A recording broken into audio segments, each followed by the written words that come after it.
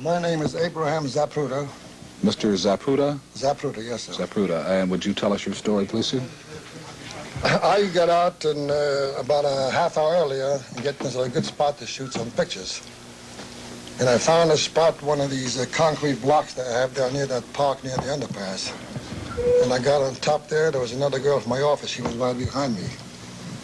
And as I was shooting, as the president was coming down from Houston Street making his turn, it was about halfway down there, I had a shot.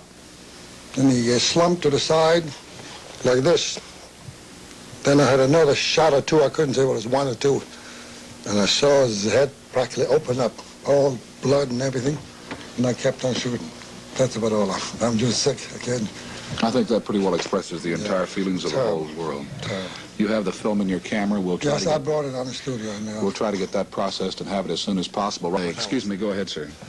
I must have been the line of fire where I see now the picture where I was.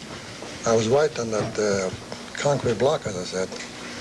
And as I explained before, as a sickening scene. At first I thought perhaps it sounded like somebody make a joke. You hear a shot and somebody grabs their stomach. I was about 100 yards away from one of our the boy and I walked over to see President Kennedy. We were about 100 yards away, and it sounded like there were 3 shots. And after the first couple, I said, my God, they shot the president.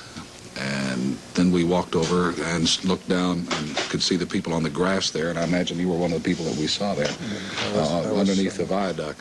This happened this afternoon about, what time, 12:35, the president died. Something like it. The president died at 1 o'clock. They sounded like, at first they sounded like firecrackers, and somebody next to us said they're shooting off fireworks, but then we realized, it didn't take but a minute to realize that they were loud reports, and for those of you who are familiar with hearing a rifle shot, it was a recognizable sound.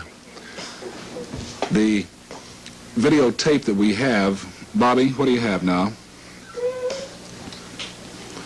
Okay, that completes the videotape coverage for the moment.